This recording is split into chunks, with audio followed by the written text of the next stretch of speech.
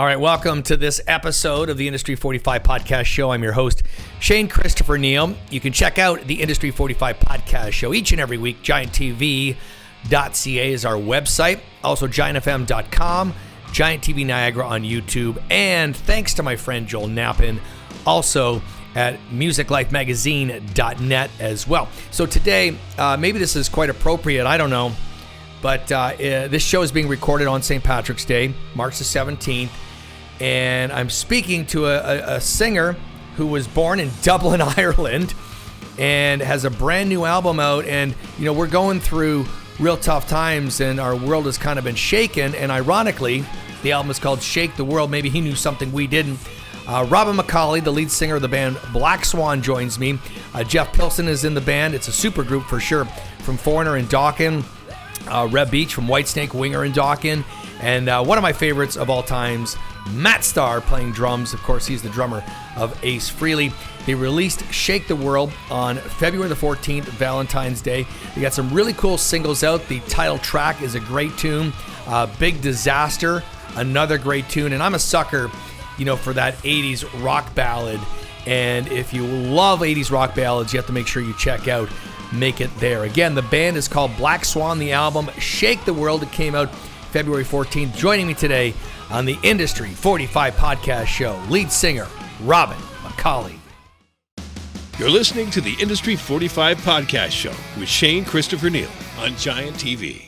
All right, in the midst of social distancing, this is interesting because one is on the West Coast. That would be my guest. I'm on sort of the East Coast in Niagara Falls, so we're kind of making sure we're following all the rules.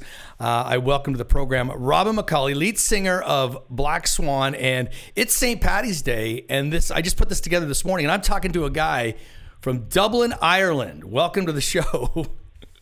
You are very welcome. Good morning and happy St. Patrick's Day to everybody on the East Coast.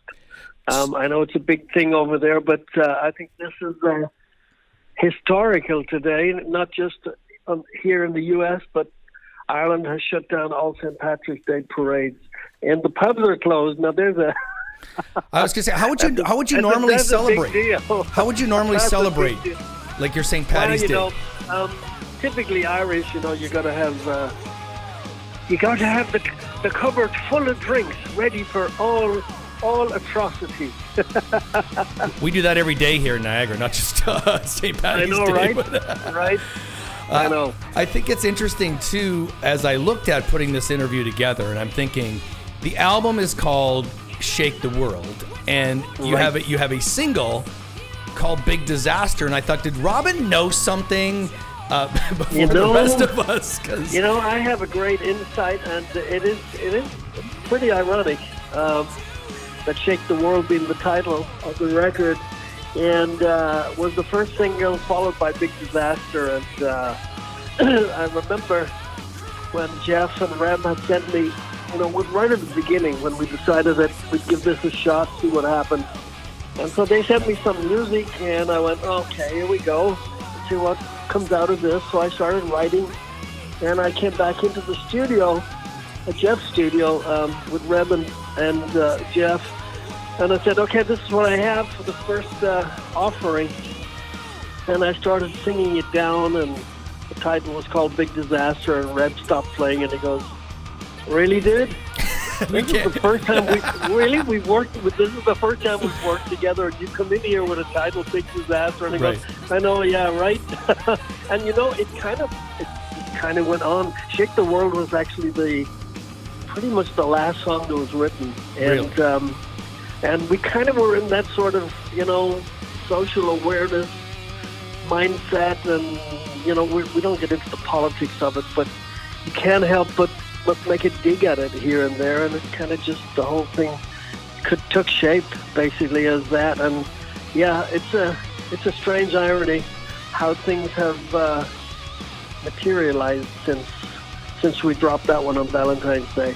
That song though, "Big Disaster," probably one of my favorites on the album, and I think it's the beginning, the bluesy rock riff and the hook with the way the drums are played. I'm a drummer, longtime drummer. We'll talk about that. We'll talk about Matt and why you didn't call me, but that's Matt okay. Starr. I understand. Yeah. But But what a great song that is.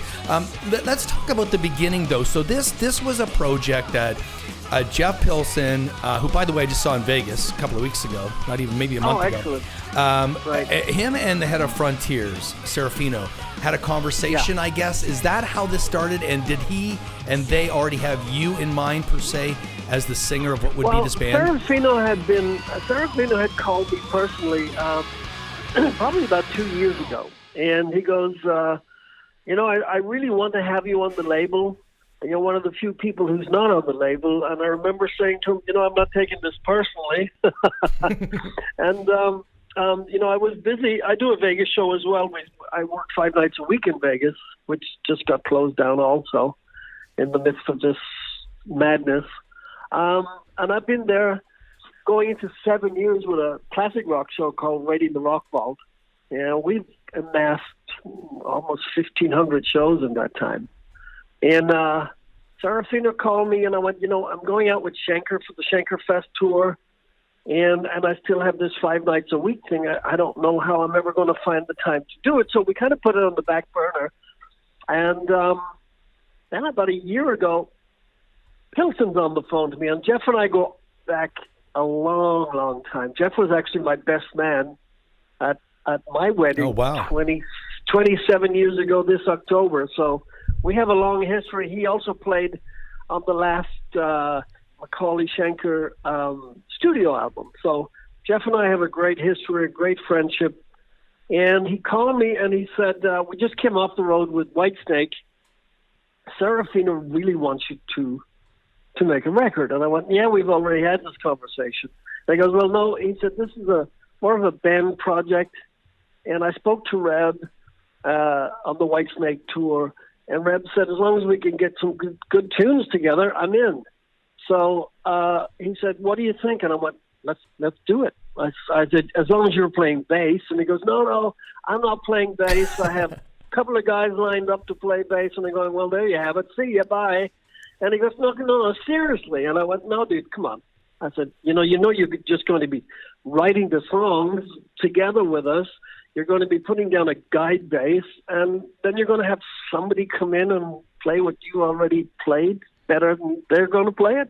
And so we kind of laughed about it, and what turned out was him playing bass, which Reb and I were just not going to have it any other way, really. And they started in the studio. Reb lives in Pittsburgh. Jeff and I and Matt, we're kind of a 40-minute radius away from each other here in L.A. And they got together, started woodshedding. They'd send me some stuff. Big Disaster was the very first song that we actually wrote. And it just went from there. So it was, right. So the three of you, all the Frontiers idea, basically. You have to put something together. And the three of you are the primary songwriters. So then you need a drummer. Right. And like I said, I didn't get the call, and I get it. I'm in Canada. And nobody gives a shit about me. But you call Matt Starr, and I got to tell you, Matt Starr. And I've met him before. Obviously, great drummer for Ace Frehley right now. He played in Mr.Big, filling in Big, that gig as well. So how did his name come up? Where does he kind of fit? Because I understand Jeff and Reb and the winger Dokken and how you fit in. But where does Matt fit into this? And what did he bring to? Because I'm going to tell you, as a drummer, I listened to this album, and what stands out, I mean, Reb is just crazy guitar playing, but killing it. But Matt, the way he plays, how he hits the drums, the sounds he's getting, which I'm sure is Jeff. But I mean, I was blown away at how well that kind of came together. Yeah, the whole thing was kind of ass backwards, Shane, simply because when we started writing, Jeff programmed the drum machine, just to get the ideas down. And throughout all of this, we had a couple of big heavy hitter names for drums. And the longer, purely logistically, the longer it took, because it was very difficult to schedule our times, our available times, to actually go in and record. So the time involved with all of that, drummers that were earmarked potentially were no longer available. And I had mentioned Matt to Jeff because I'd worked with Matt as a sub drummer at Raiding the Rock Vault, and then I had just done a show with him before Christmas in Hollywood, and Jeff said, "That's funny because Serafino mentioned Matt," and I said, "Oh, Matt would be awesome." And what a lot of people don't know also, Matt Starr is a great vocalist. I mean, he's a great singer, dude. Killer. I didn't know that. Yeah, he's a really great singer, and so. Because the drums were programmed, the songs now were written. The whole damn thing was written. So we got hold of Matt, and Jeff talked to Matt. Matt came out sent him all the tracks, and so Matt came in on the back end and put the drums over the top. And my God, he sat with it. He came in with a ton of ideas, and he really brought the thunder. And he just killed it. It's just. Normally when you're working through an album and the drummer is there with you, and you're doing it like normal bands would do it. This was the ass backwards, and amazingly, what he put down there was just thunderous, absolutely thunderous. His fills are killer. It's just there's so much freshness and so much life in the tracks, and that's what a lot of people have picked up on. That it sounds really powerful. Classic rock, but very fresh sounding, So we were going, damn, this is great, And Matt just killed it. And Reb Beach, I think people are not used to hearing playing this. He was able to come out and do Reb Beach on the Black Swan record, and that's what's really cool, I'm going to be selfish for this question, but one of my favorite songs, because I told you earlier, like I'm 51, grew up in the 80s. The power ballads, that's how I grew up, whether it was Skid Row, Whitesnake, it didn't matter. And obviously the first song that resonated with me was Make It There, and I thought, what a great song. Who wrote that song, and give me the story behind that. Yeah, there's another ballad on there called Sacred Place, and they sent me the music to it, and I went, no, this is in my wheelhouse. So I came back to Jeff, and it pretty much stayed like it was. We sent it to Serafino, and I think Serafino's comment was, oh my God, if this was the 80s, I'd be buying everybody a Ferrari. And I remember, I remember saying, well, it's not the 80s, and I guess we'll have to settle for the Ford Focus. Yeah, well, but what a great song. And then they sent me the music for Make It There. And, I'm a sucker for the ballad, and I came back to Jeff. And that song also stayed almost exactly like I had written the melody and the lyrics. In fact, I was sick on the day that I went to the studio. I just wasn't feeling it at all. And I started to record, and Jeff goes, maybe you should be sick for everything that you start to record because this sounds great. And we fixed a couple of things because I just had a really bad chest cough. And it came out really, really good. In fact, on the Japanese version, there's an acoustic version of Make It There, which is just gorgeous. It's nice. It's really, really cool, and you should hear what Reb plays on that. On the acoustic guitar. It's just gorgeous. I'm going to get a copy of that. It's a pretty song. It's a really pretty song. And I'm always a sucker for a good old ballad. I'm going to ask you a personal question. Is to me, okay, just from following your career. And by the way, I have seen Raiding the Rock Vault. I'll touch on that, but. I don't know. When I listen to this, I personally believe that you're singing better than ever in your late 60s. I just blows my mind how I hear 40-year-olds sing, and I hear you at your age, and I think, holy shit.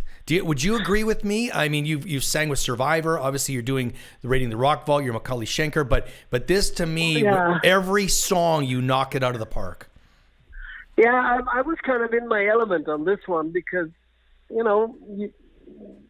don't have to tell you, like a drummer, like a singer, like a guitar player, you do it and you develop your style and you develop, you know what your limitations are and I know what mine are. So when a song comes to me, I keep it where I'm comfortable, and then I hit the mic and I let rip. And Jeff Pilson actually said, "This is going to be the best sounding vocal record you've ever done," and it actually is. And I've told a lot of people it's the best vocal sound anybody's ever captured. There's always all of that tweaking and studio stuff, and I've never been into that, And with Black Swan, working together with Pilson, whom I've known forever, and I went, okay, I want to keep this real. And he goes, oh, it's going to be real. And it shows I had a great deal of fun. In fact, one of my sons actually sings backups on about 4 tracks because he wanted to come and play rhythm guitar with Reb. And he's upstairs in my house here, and he's blaring guitars. My wife's 10 blocks away; they can hear it. and you're right. And he loves to sing while he's doing it. And he's got a really high, he hits an F straight on. Wow. And so he's standing there and he's singing with me, and we're having a blast. And we did 3 or 4 songs together because he'd never recorded before, so it was kind of, let's get him in here and get his feet wet. And so we thought, well, while you're here, There you go. And so it was a lot of fun. He gets to sing with the old man. But I had a blast.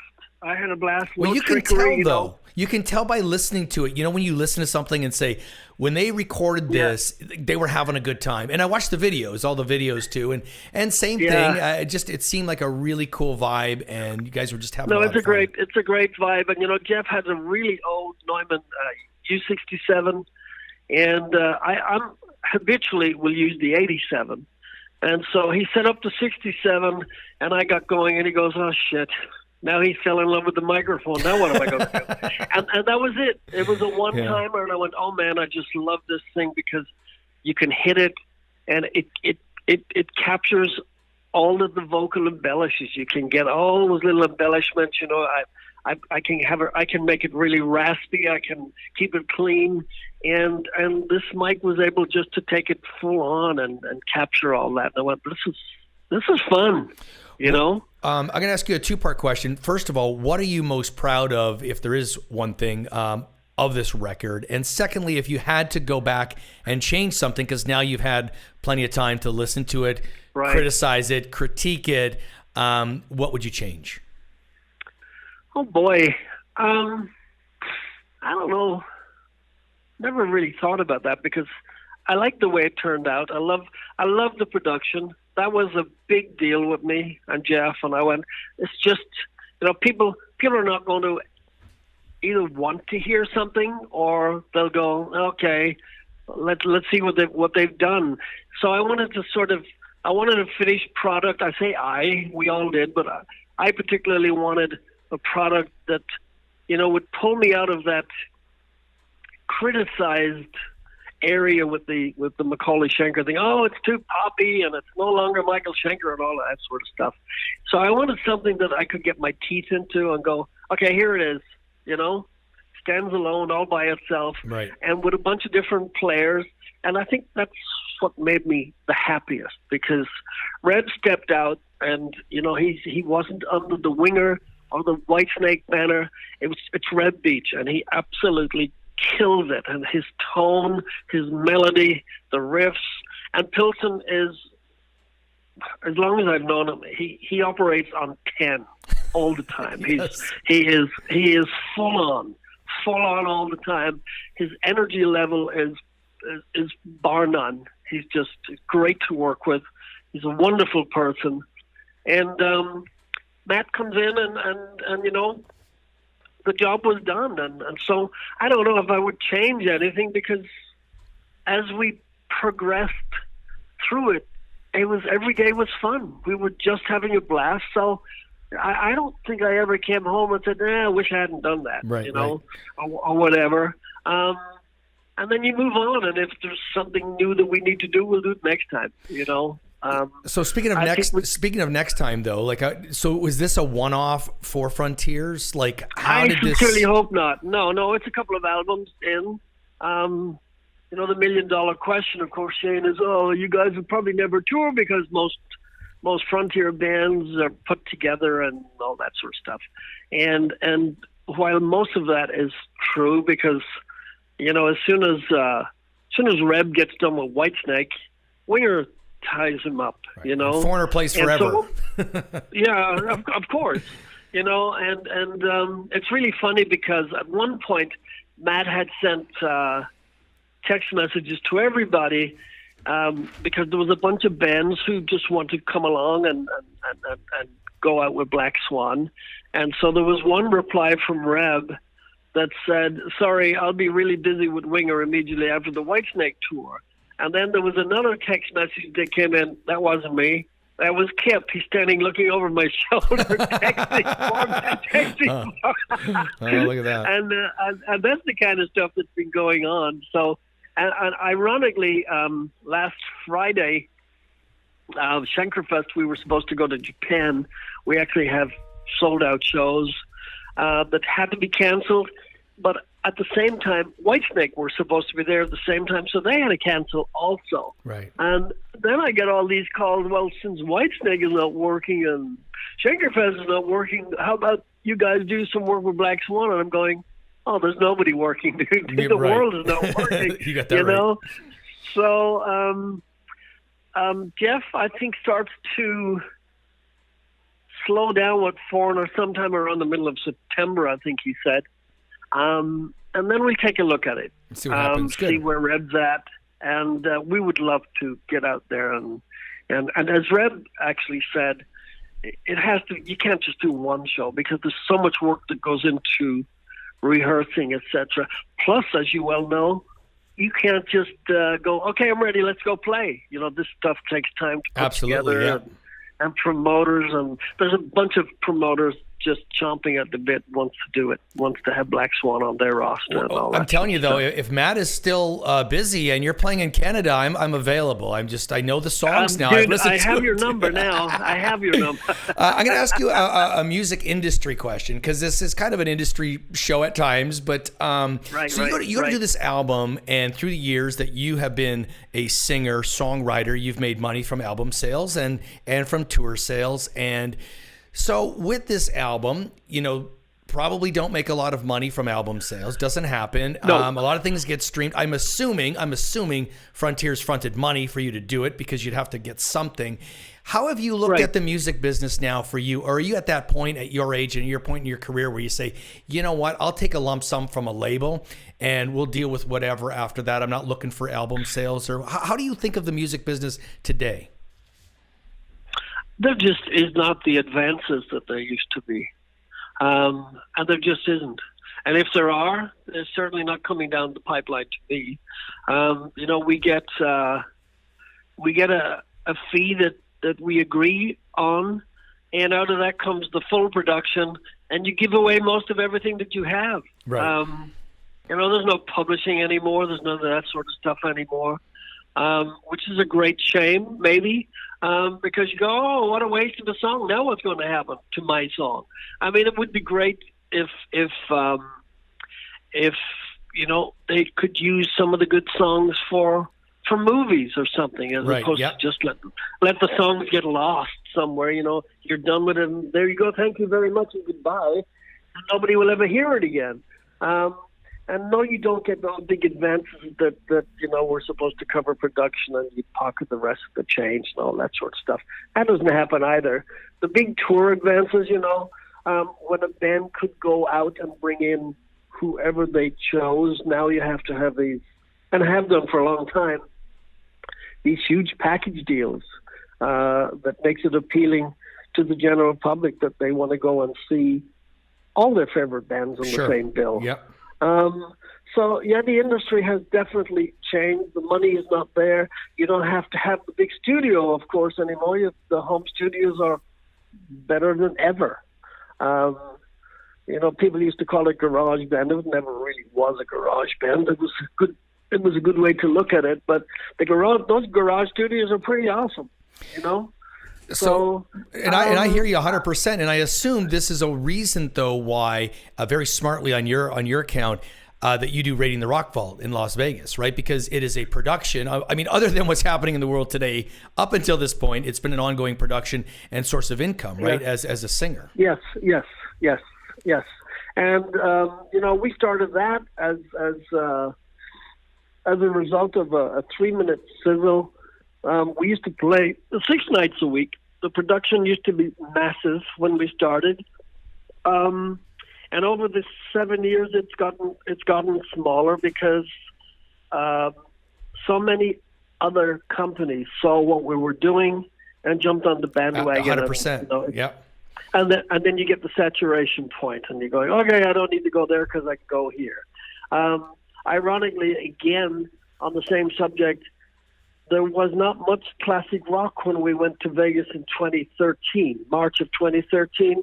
Now it is saturated. You have residencies everywhere of all classic rock. I was just telling you before, I saw Foreigner, which was a short residency there, where I saw Yes, Jeff. And they will be going back, Jeff tells me. They've set it up. They did it. It was well received. And they'll be going back next year, I believe. Wow. Of course, Aerosmith are there. Yeah, I saw Aerosmith as well. Yeah, Leopard keep coming in and out. Scorpions were in. Billy Idol's in now, I think, or, during this period. Yes, will be. Yeah, So what was basically,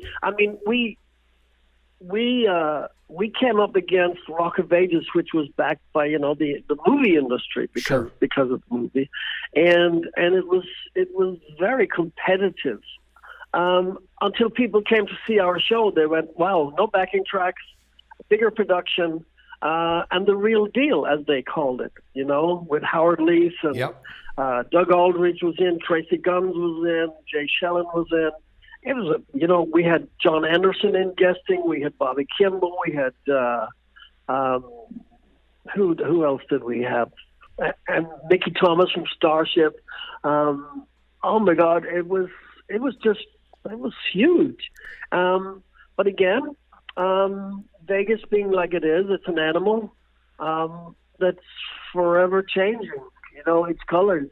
And now it's oversaturated with classic rock, and the DJs were a huge thing. They're on the down, right? Because there's so many younger DJs crying out for work where the bigger casinos are not going to be paying $200,000 and $300,000 a night for a big name. Well, I saw Raiding the Rock Vault. Maybe you can tell me, because it was at the Where did you see it? At the Tropicana. Oh, right. So that would have been early, correct? Yes, I think it's got to be at least 5 years ago. At least 5 years, yes. Yeah, I saw, and I remember I go every year for work, for a conference for a week. And the people I go with, all like music. And I just said, I saw Foreigner and Aerosmith this year, but we saw Raiding the Rock Vault. I thought it was in the first couple of years it came out. And I thought it was absolutely awesome. One of the best shows I've seen in Vegas. You're at the Rio now, correct?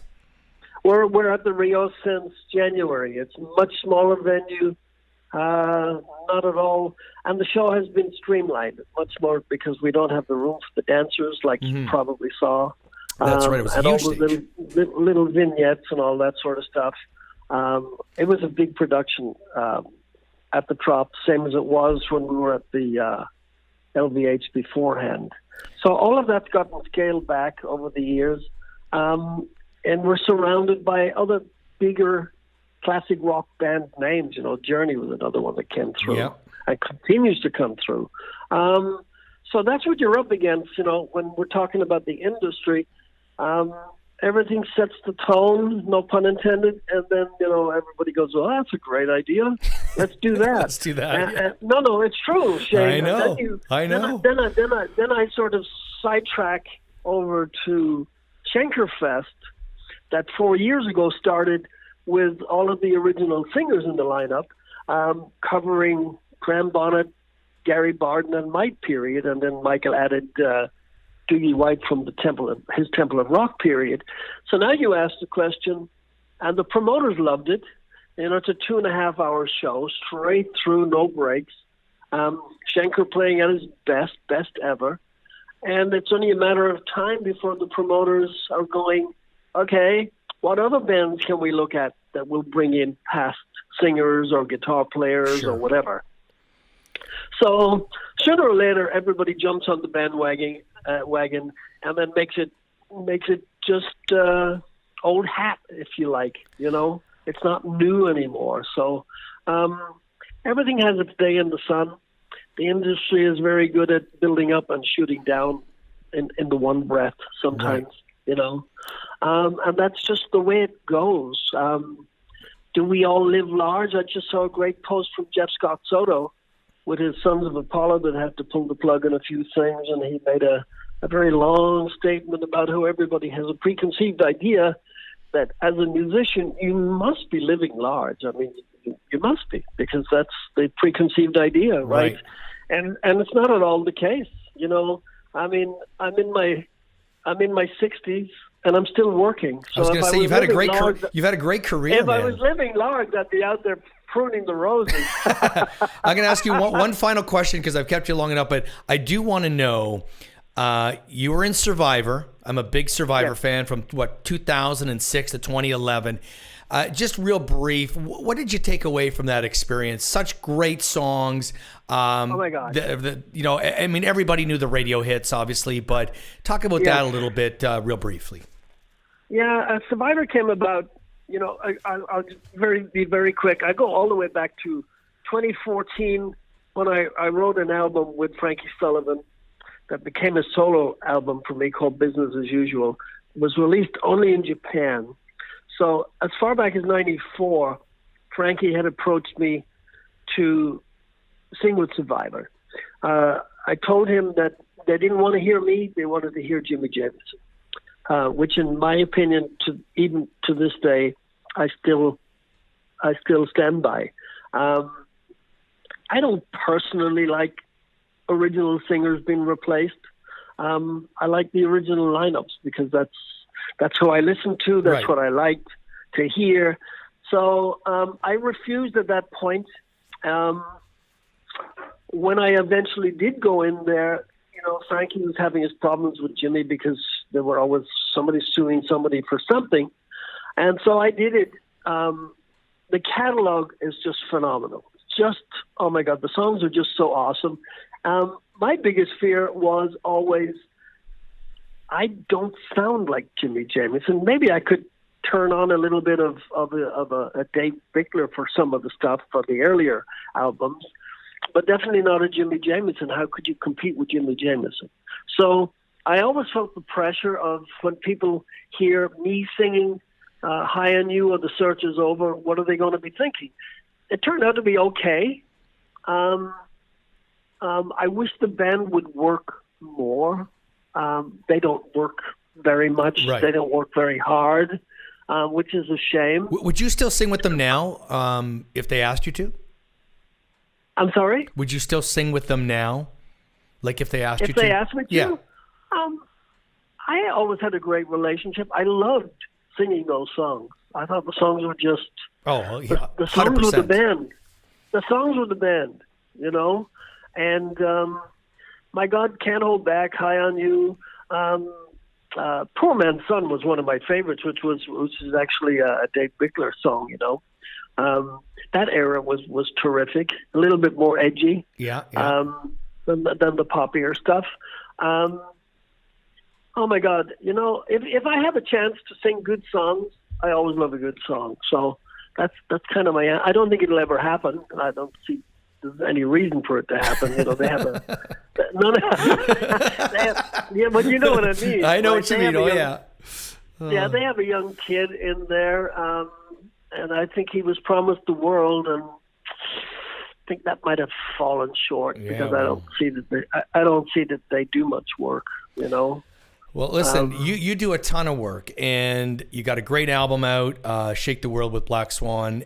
Listen, I've taken so much of your time. Robin McAuley, McAuley.com. You can check out his website, and everything is there. Listen, I appreciate it because I reached out to you, and you had your team contact me, and you're an awesome guy to talk to, and you're even better in person. Well, I'm in person on the phone, but then I would have thought. I mean, you have a great voice, and I so respect you as a singer, a songwriter, and I'm so glad things are going well for you. And I'm glad you got through your sepsis, by the way. It's another story, but I'm glad you're back and healthy as well. Yeah, thank you.